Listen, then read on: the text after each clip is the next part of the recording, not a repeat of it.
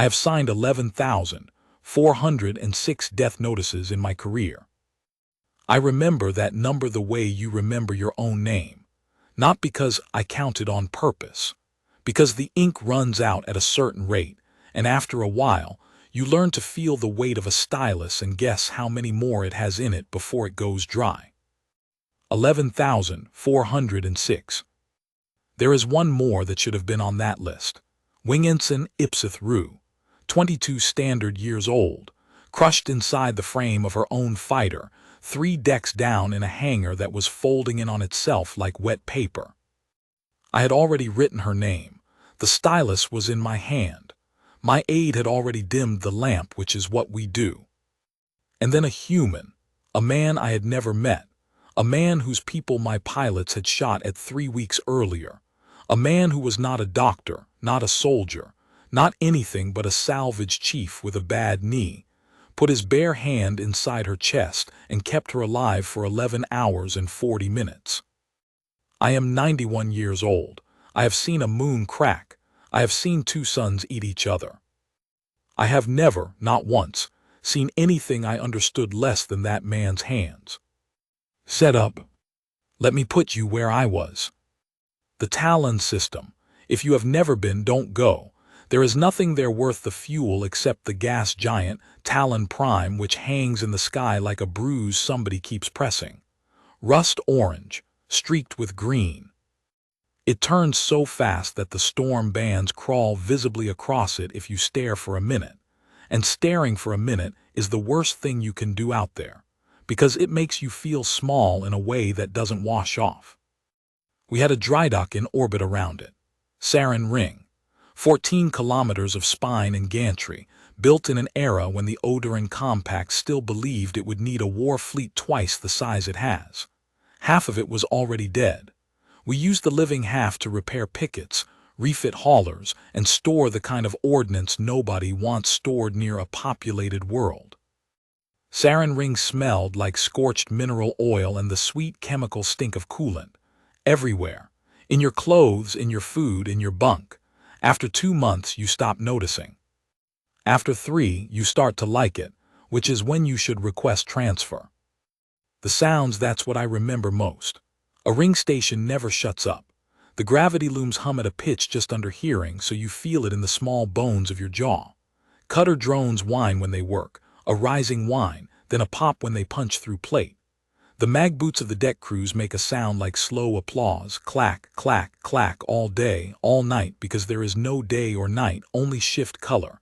White shift, amber shift, blue shift. And under all of it, always, the ring flexing. Metal has a voice. People don't tell you that. 14 kilometers of structure moving through the gravity gradient of a gas giant makes noises like a very old man turning over in bed. Groans. Small cracks.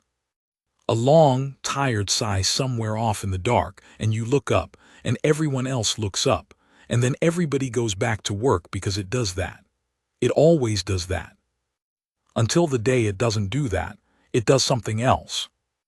I was Sir Admiral Neva Talhanith. I commanded the Ring and the 9th Picket Wing and about 4,000 souls. I had held that post for 6 years. I was good at it in the way you are good at a job that has stopped surprising you, which is to say I was efficient and slightly dead behind the eyes. Our species, the Odoran, I should explain something, or none of this will land. We have 2 hearts.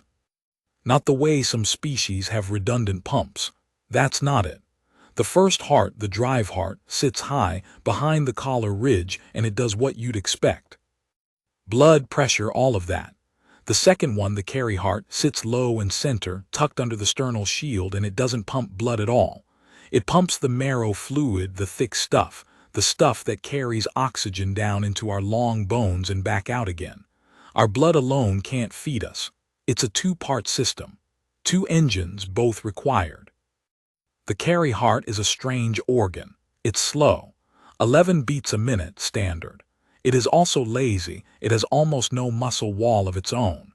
It relies on the sternal shield flexing when we breathe to squeeze it. Evolution's cheapest trick.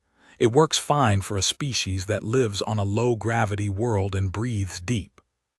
It works terribly for a species that gets crushed. Because if the sternal shield collapses, if the flex stops, the carry heart doesn't fail dramatically. It just stops being squeezed. And then you have about 4 minutes before the marrow fluid stalls, and then you die from the inside of your bones outward, and it takes a long time, and it is not gentle. Nobody survives a sternal crush. Nobody. It's in our medical doctrine as a category absolute. When it happens, you do not attempt rescue. You do the mercy release, you say the 4 words, and you go home and drink something that burns. That is the fact you need to hold in your hand for the rest of this. Nobody survives it. We knew that. We had known it for 900 years. The humans hadn't been told. The humans, yes. They'd been at Sarin Ring for 5 months, not as guests. As contractors, which was worse. The compact had signed a salvage accord with a human consortium 2 years earlier, economics, mostly. Human labor was cheap, human tolerance for radiation was frankly obscene, and human salvage crews would go into places our own people wouldn't, for money that our own people would have laughed at.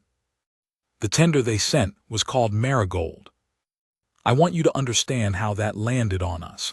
Our ships are named for oaths and battles and dead cities. Sword of the Ninth Reckoning, Vestal Grief, the hand that waited.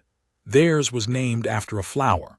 A small yellow flower, they told me, that grows in dirt nobody wants and stinks and keeps insects off vegetables.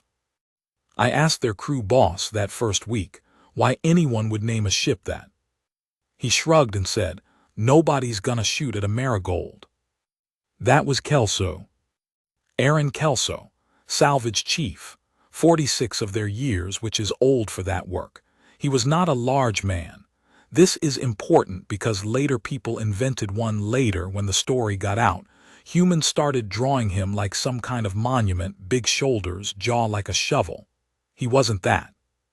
He was medium, thin at the top and thick at the middle, going soft the way men do when they've been strong for a long time and then stopped having to be. He had gray and a beard he kept badly.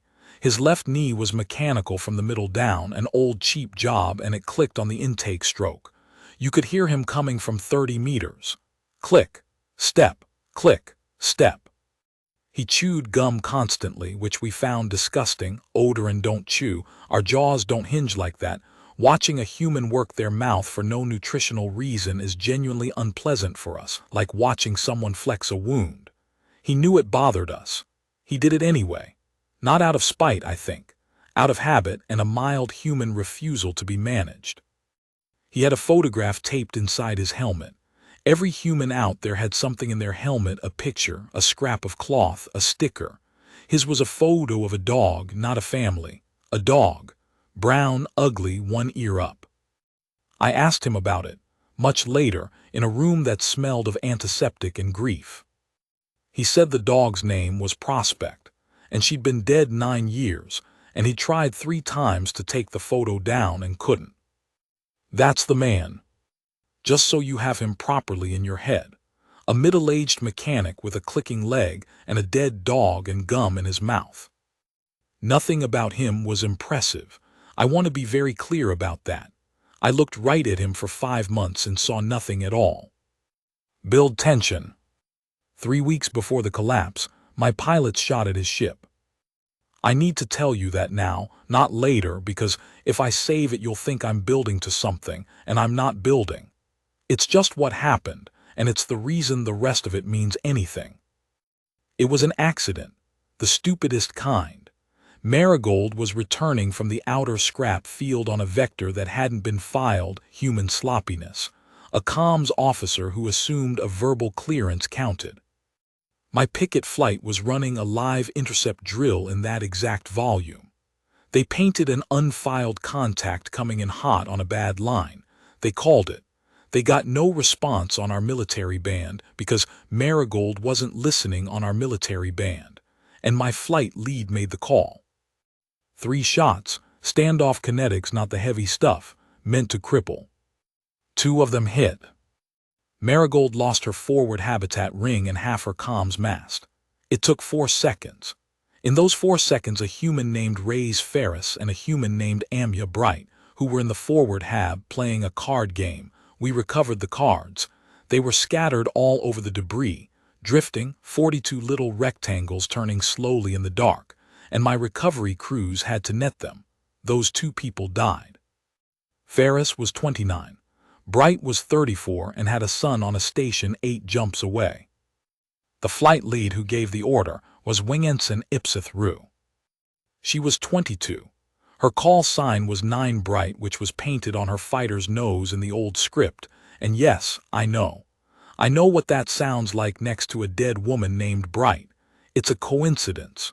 The universe doesn't arrange things. It just drops them, and we're the ones who bend down and pick them up and decide they mean something. Rue was a good pilot. Cold hands, they say, that's a compliment with us. She'd come up out of Vesa Province, farm stock, the kind of recruit who arrives at the academy with a bag and a haircut her mother gave her and nothing else. She had a laugh that was too loud for a room, and she was embarrassed about it, and she'd cover her mouth after, every time. Small thing. I noticed it once at an awards ceremony, and then I noticed it forever. After the Marigold incident, she sat in front of my desk with her hands flat on her knees and did not cry and did not make excuses. She recited the call, the timings, the reasoning. Every word correct. Every decision by our doctrine defensible. Then she said, "I would like to speak to their families." I said no. Legal counsel said absolutely not. Liability, ongoing inquiry, don't you dare. She said, "Ma'am, it's not for them. It's for me. I know that. I'm asking anyway." I still said no. I have thought about that, no more than I have thought about most of the things I've done in 91 years. The inquiry cleared her, procedurally. The finding said contributory failure across both parties, which is the phrase you use when you want everyone equally unsatisfied. The humans got compensation. The compact issued a statement. Nobody was punished and nobody forgot. After that, the human crews stopped eating in our commissary. They took their meals on Marigold in her half-blown hull in cold rooms, rather than sit in a warm one with us. That's what it did. 5 months of slowly getting used to each other, undone in 4 seconds. And Kelso still worked, still clicked down our corridors, still chewed his gum. He never once mentioned it to me, not a word, not a look. I mistook that for having gotten over it. I told you I was efficient and dead behind the eyes. I meant it. The collapse happened on Amber shift. On a day so ordinary I can't tell you one other thing about it. Sarin Ring's Spine 4 had a fault. It had had that fault for 11 years. It was in the maintenance log. It was in 3 separate structural surveys. The repair was scheduled, then deferred, then rescheduled, then deferred, because the funding line got moved to a shipyard on a world with more voters. I had signed the deferral twice. That's mine, I carry it. I'm not asking you to forgive it, I'm telling you so you know that when I talk about that day, I'm not a witness. I'm a participant.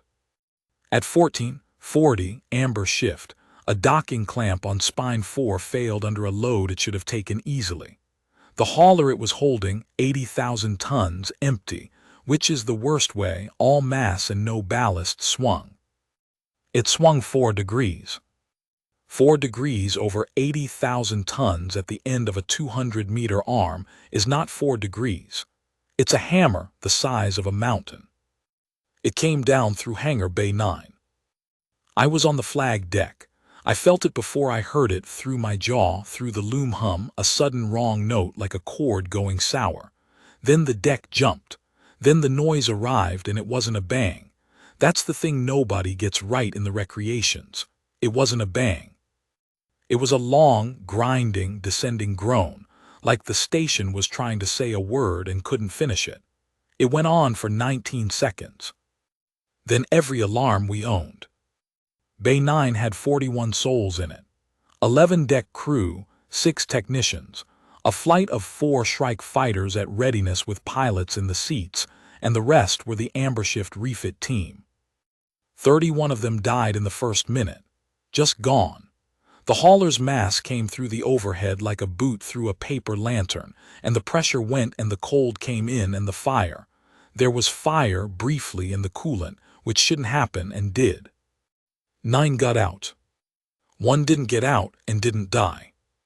It took my rescue teams 50 minutes to get a drone into Bay 9.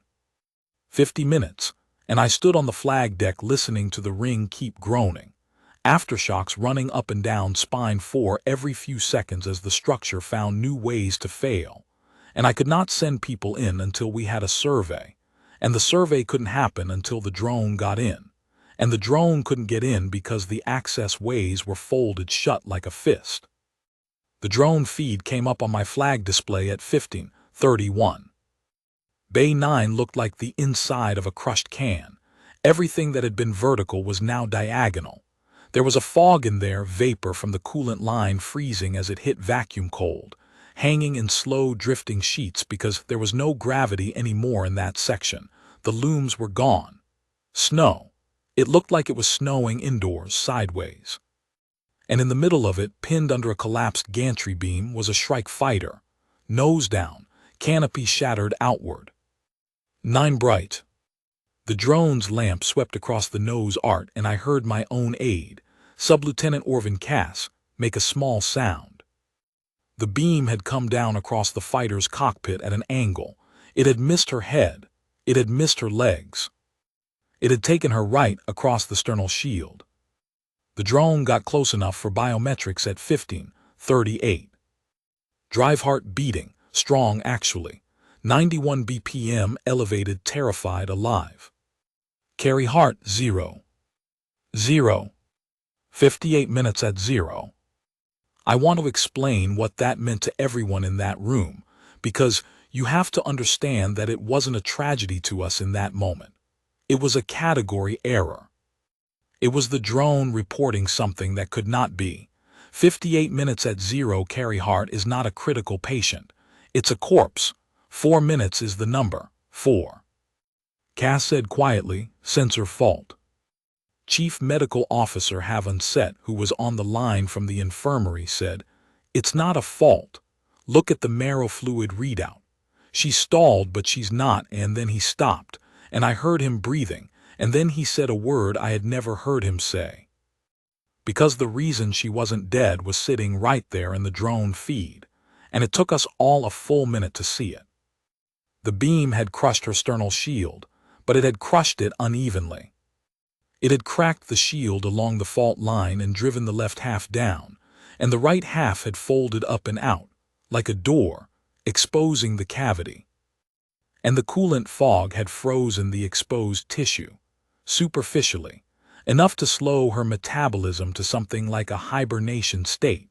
Her body had gone into thermal shock and dropped its own demand through the floor. She was, in the most literal way I can express it, on ice. Alive and on ice, with a hole in her chest, in a bay that was still collapsing, in a fighter pinned under a beam that our lift equipment could not move without cutting, and cutting would take hours, and every one of those hours she would need her carry heart squeezed 11 times a minute or the fluid would stall and set, and once it sets it does not unset. Set. My CMO did the math out loud, because he's a man who thinks with his mouth. He said, cut time, best case 9 hours, probably 11. She needs manual carry heart compression, continuous the entire time. In a vacuum-cold environment, no gravity, active structural collapse. Ma'am, we don't have a machine for that. There's no machine because there's never been a reason to build one. Nobody survives a shield crush. We would have to put a person in there, with a hand physically inside the cavity, and they would have to stay for 11 hours, and the bay is going to keep coming down on them, and we cannot promise to get them out either. The flag deck went very quiet. Then Set said the other thing, the real thing. And the suit gloves won't work. Ma'am, the pressure gloves are too thick and too stiff. You can't feel a carry heart through them. You'd rupture it in 6 beats. It has to be a bare hand. A bare hand. At -60, in a vacuum-adjacent bay, for 11 hours. That's not a rescue. That's asking someone to feed their hand to the cold and keep it there while a station falls on them. I gave the order for mercy release at 15:52. I'm not going to dress that up. I gave it fast and I gave it clearly, and the reason I gave it fast is that if I'd waited I might not have been able to give it at all. It was the correct order. Ask any Odaran officer alive. Category absolute. You do not spend the living on the dead. You say the 4 words and you let them go clean before the marrow pain starts, because the marrow pain, I've seen it once as a young officer, a mining accident, and I have never described it to anyone, and I'm not starting now. Cass logged the order. Set began prepping the release charge for the drone. And that is when the human comms channel came up. Climax. He didn't request permission. That's the first thing. There was no negotiation, no argument, no speech. Human salvage crews had a channel to our operations floor for coordination, and he just came up on it mid-order, while my CMO was arming a mercy charge and said 4 words that were not the 4 words. "Ma'am, don't, I'm in." I said, "Who is this?" "Kelso Marigold. I'm at 9's outer hatch." I said, and I remember this exactly. I remember it because of how stupid it sounds now. I said, "You are not authorized to be at that hatch." He said, "Yeah." And then the channel got a scraping noise on it, and Cass's board lit up, because a human in a hardsuit had just put a plasma torch through the emergency override on a hatch belonging to the Odaran compact. Here is what I learned later, about the 11 minutes before that. The humans had been listening. Of course they had. Every crew on that station was on our open rescue channel. That's how you coordinate a disaster. They'd heard the drone feed. They'd heard Set's math. They'd heard the phrase bare hand. And they'd heard the phrase 11 hours. And they'd heard at the end the word release. Kelso's people said he didn't say anything for most of it. He sat on a crate in Marigold's lock, listening, chewing his gum, staring at the deck. Then, when Set said the part about no machine existing, he stood up and started pulling on a hardsuit. His second, a woman named Dovey Kwan, asked him what the hell he was doing. He said, "Getting my gloves." She said, "Chief, that's the one that killed Ferris and Amya, that's her fighter, 9 Bright. That's her." And Kelso said, and Kwan told me this later with her jaw set and her eyes wet and furious, because she loved him, and she also never fully forgave him for it. Kelso said, "I know who it is." And then he went. He was in the bay at 15:58. I couldn't stop him. I want to be honest about that too. I could have.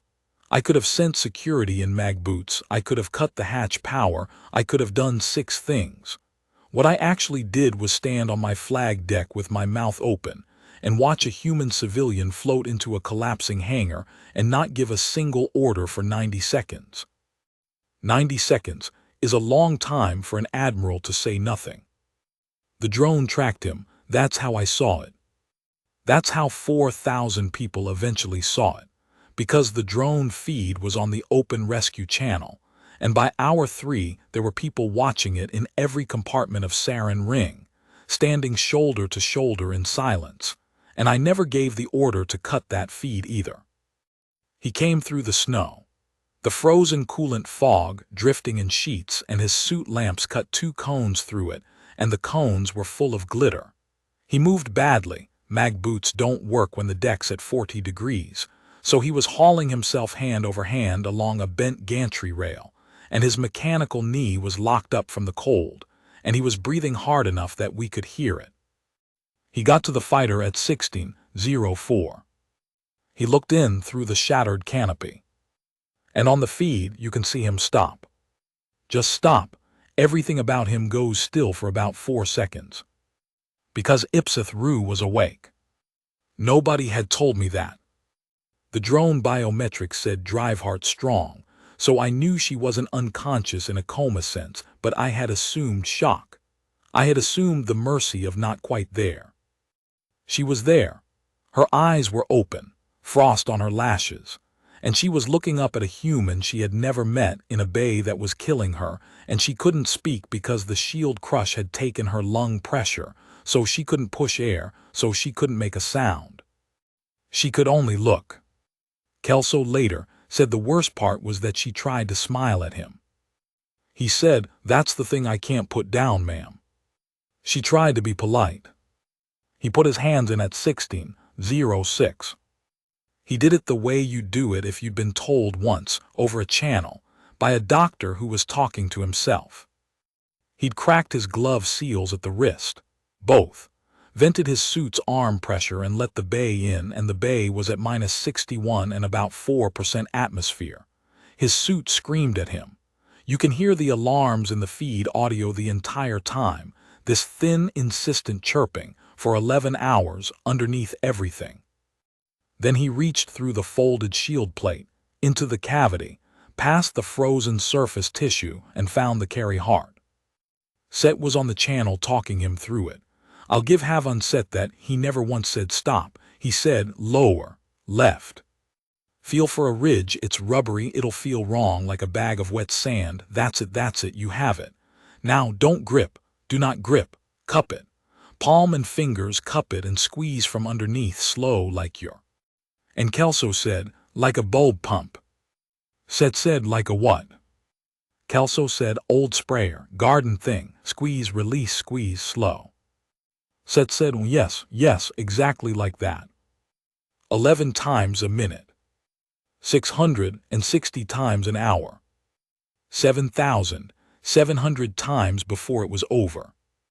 I want to walk you through the hours because the hours are the story, not the moment. Everyone wants the moment. There wasn't one. There were 11 hours and 40 minutes and they were all the same, and that's what made them what they were. Hour 1 he was fine. Talking even. He asked Set what the fluid was called, the marrow stuff, and Set told him the odor and word, and Kelso mangled it and Set corrected him, and Kelso mangled it again. And this is real. Rue's eyes moved. Amused. She was lying there with a man's hand inside her chest, and she was amused at his pronunciation. Set saw it on the biometrics, a little spike, and he made a noise on the channel like he'd been hit. Hour 2. The first aftershock. Spine 4 settled and the bay dropped a section of overhead about 11 meters from him. On the feed you see the snow all move at once, one direction like a school of fish turning. Kelso didn't look up. Quan was screaming at him on the Marigold channel and he said, "Dovey, I'm working," in the flattest voice you ever heard. Hour 3. He started talking to Rue. Not to us, to her. He'd figured out she was awake and couldn't answer, and he decided the silence was the cruel part. So he talked. About nothing. About absolutely nothing at all. About a hauler he'd stripped in the belt in his 20s and the guy he worked with who ate raw onions like apples. About how the gum was frozen and he'd swallowed it. About his knee. About his dog. He told her about the dog for 40 minutes. Prospect. Brown, ugly, one ear up. Found her under a shuttle pad on Ceres when she was small enough to fit in his helmet, hence the helmet photo, hence why he couldn't take it down. He told her Prospect had been afraid of exactly 2 things, thunder and a specific wind chime, and he had never figured out what the wind chime did to her. Rue's carry heart under his hand was doing 11 a minute because he was doing it. Hour 4 is when I came down to operations instead of watching from the flag deck. I told myself it was because of the structural situation. It wasn't. Hour 5. Set told him the fingers were going, not maybe, going. The suit telemetry had temperature at his wrist and it had stopped falling, which sounds good and is the worst news there is because it means the tissue has stopped fighting. Set said, "Chief, you need to understand what's happening to your hand." Kelso said, "I got another one." Set said, "Chief." Kelso said, "Doc, respectfully, tell me something I can use." Hour 6. He shifted hands. He had to, the right one had stopped reporting to him. Set talked him through the handoff. A carry heart cannot miss more than 2 beats, and there is a 9-second gap in the feed audio where nobody breathes. And then Kelso said, "Got it." and about 40 people in my operations room made a sound I've never heard before and hope not to again. It wasn't a cheer. It was lower than that. Hour 7, he started singing. Badly, he couldn't remember words, so he'd get 4 lines in and then hum and then start a different song. Old human songs, something about a river, something about a man leaving a town, and in between he'd say her name. That's the part that undid us. He said her name constantly. Ipsith, hey Ipsith, still here, I'm still here. Ipsith. He'd gotten it off the fighter's canopy rail, where we stenciled the pilot's name, and he'd read it once at hour 2, and he never let go of it. Because, and this is a thing about us that he could not possibly have known, that nobody had told him, that isn't in any briefing packet the humans ever got. The odor and dying protocol is 4 words, the mercy release.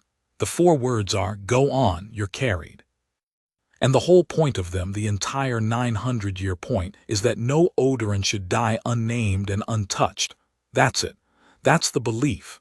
That's the fear. Not death, we're fine with death, we're an old species, we're at peace with the arithmetic.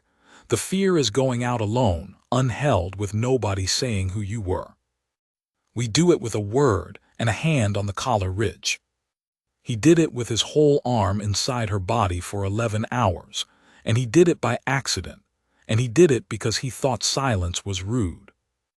At hour 8, my own people tried to stop him. I have to include this. It would be easier not to. A section chief named Velmero, good officer, 26 years, no black marks, came up on the channel from the cut team and requested that the human be extracted so that the mercy release could be performed. He said the cut was running long. He said the structure was worse than modeled. He said, and I'm quoting the log, "Ma'am, we are now risking the cut team and a foreign national for a category absolute. Doctrine is clear. Please authorize." And doctrine was clear. He was right. On paper, in the book, in every court and inquiry that would ever look at it, Velmero was right and I was about to be wrong. I said denied. Mero said, "Ma'am, on what grounds?" And I stood in my operations room with 400 people watching a screen, and I could not think of one single grounds. Not one. There was no doctrinal basis. There was no medical basis. Set had already told me the survival odds were, and I quote, "not calculable because we've never had a data point." So I said the only true thing I had. I said, on the grounds that a man has had his hand in her chest for 8 hours, and I am not going to be the officer who tells him it was for nothing. Mero was quiet for a moment. Then he said, "Understood, ma'am."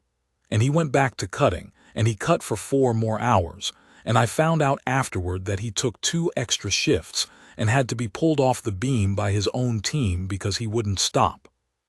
That's the thing about people. You never know which way they'll fold. At hour 9, Kelso started losing it. Not dramatically. Humans don't, apparently, or he didn't. He got quiet. His speech went thick. Cold does that, and blood loss does that, and by then he was bleeding because the tissue at his wrists had split where the seal edge met it and he hadn't mentioned it. Set caught it on telemetry and said, "Chief, your suit's logging fluid loss." Kelso said, "It's fine." Set said, "It's not." Kelso said, "It's fine, Doc, it's..." And then there was a pause, maybe 5 seconds, and then he said, in a completely different voice, small and confused, "Doc, am I still doing it? I can't feel if I'm doing it." Set looked at the carry heart readout. 11 a minute, steady as a metronome, perfect. He said, "You're doing it." Kelso said, Okay, tell me if I stop." He couldn't feel his own hand anymore. He was running the rhythm on muscle memory and count alone. He'd done it 7,000 times by then, and his body had learned it, and his body kept doing it after the man stopped being able to tell. At some point around hour 10, he started counting out loud. Just numbers, 1 to 11, over and over in that thick slurred voice, with the suit alarm chirping under it. 400 people stood in my operations room and listened to a human count to 11 for an hour and a half. Nobody talked. Somebody was crying, I don't know who. It might have been me. I genuinely don't know. There is a hole in my memory there and I've stopped trying to fill it. They cut her free at 03:46. The beam came off in 2 pieces and the Shrike's frame came apart, and the medical team went in with a pressure cradle and a heart pump they'd built from a coolant regulator in 6 hours, because Set had refused to accept that no machine existed and had simply made one, badly, out of parts, in a workshop, while shouting instructions into a channel. The handoff from Kelso's hand to Set's machine took 11 seconds, 2 missed beats, the maximum, exactly the maximum. And then it was done, and there was a hand inside a woman that wasn't a human's, and Kelso was still crouched there with his arm out, still squeezing nothing, still counting. The med team had to physically peel him off. They got his arms back into pressure and got him to the lock, and the whole way he kept asking, "Am I still doing it? Somebody tell me if I stopped." And Set Haven Set, who is the coldest man I have ever served with, who once amputated his own foot in a field station and asked for the report to be brought to him while he did it, Set leaned into that man's helmet and said, "You never stopped. You never stopped once." Kelso said, "Okay." And then he went out. Resolution. She lived. I'm going to say it flat because I've heard people tell this story with a pause there for drama, and it makes me want to break something. She lived. Wing Ensign Ipsith Rue is alive. She is 31 now. She works ground control at a station I won't name, and she has a partner and a small, loud, badly behaved child, and she still covers her mouth when she laughs. She has a mechanical carry heart. It's a good one. The compact paid for it, and I made sure of that personally, and I would have taken it out of my own pension if they'd argued.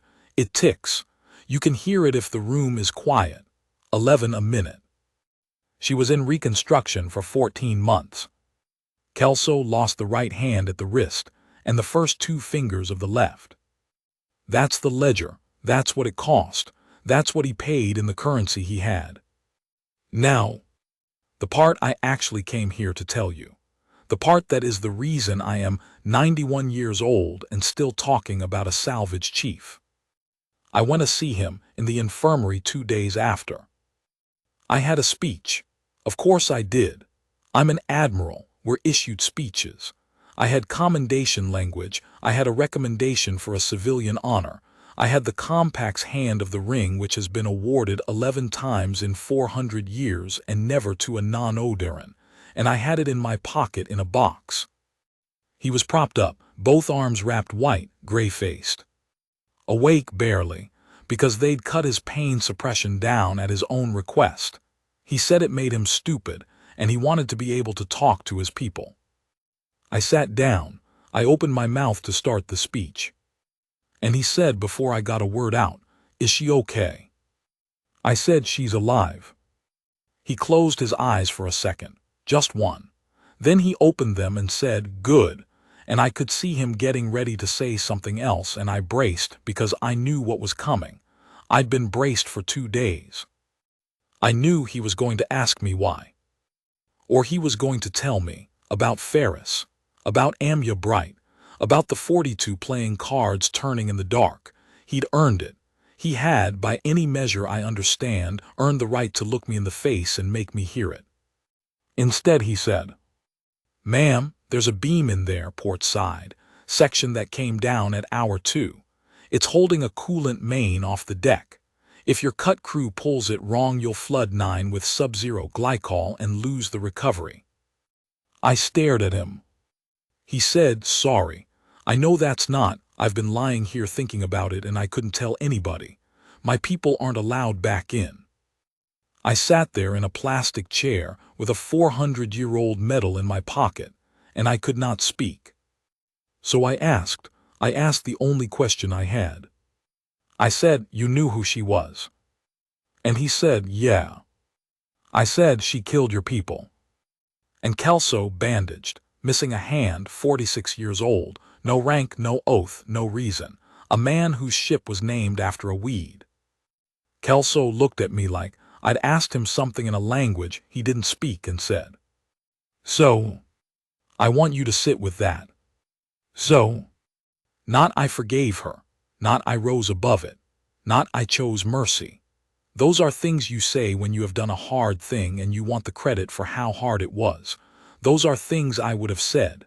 Those are things any officer of the compact would have said, and we would have said them beautifully, and we would have meant them, and there would have been a ceremony. He said so. Like the question was the strange part. I pushed, I couldn't help it. I said, "Chief, you understand what you gave up.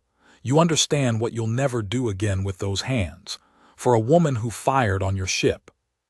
And he shifted in the bed, uncomfortable, embarrassed, genuinely embarrassed. I could read that much on a human by then, and he said, "Ma'am, she was somebody's." I said, "What?" He said she was somebody's kid. Somebody made her lunch for 18 years, and she was in there awake in the cold by herself, and she was 22. He stopped. He worked his jaw the way he did when the gum was there and wasn't anymore. Ferris and Amya were somebody's too. That's the whole thing. That's the same thing. You don't get to pick which somebody's. And then he said the sentence.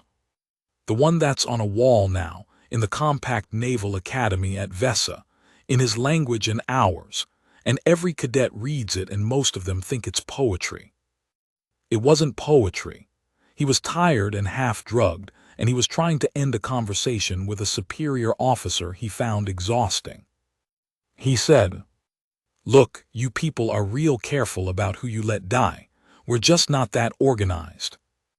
The aftermath. The compact didn't know what to do with him. That's the truth. We had no protocol. Our entire honors system is built around sacrifice for the compact, for your ship, your wing, your people, your oath. Every medal we have is essentially a receipt for loyalty. He had no loyalty to us. He had no oath. He wasn't ours. He had, in fact, actively violated our medical doctrine, damaged our property with a torch, ignored a lawful order from a flag officer, and made a 900-year-old category absolute look like a failure of imagination. Because that's the other thing. That's the thing that happened afterward that nobody outside the service really understands. Set built a machine. Not the coolant regulator monstrosity from that night, a real one. It took him 2 years. It's called the Kelso Cradle, which he named it, over the man's objection in a hearing on the record with the tone of a man daring someone to argue. It goes in every O'Darren Fleet medkit now. It does what a hand does. 11 a minute. Category absolute isn't absolute anymore. 1,400 O'Darren are alive today who would not be. 1,400 and counting. And every one of them exists because a human who didn't know it was impossible went, and did it for 11 hours and 40 minutes with his bare hands. We had known that crush was unsurvivable for 900 years. We were wrong for 900 years, and the only reason we were wrong for 900 years, and not 901, is that nobody in 900 years had been dumb enough to try. I think about that more than I should. I think about all the ways we're careful. I think about how much of what I have called wisdom in my life was just a very old species that had stopped putting its hand in. He wouldn't take the medal. I offered it in that infirmary room, and he looked at the box and said, "For what?" And I explained, and he listened, and then he said, "Ma'am, can I say no?" I said, "Nobody's ever said no." He said, "Well, first time for everything." I said, "Why?" And he said, and this is the last thing I'll tell you he said, because it's the last thing I ever really understood about him. He said, because if I take it, then it was a thing I did. And it wasn't a thing I did. It was Tuesday and she was in there. The last part.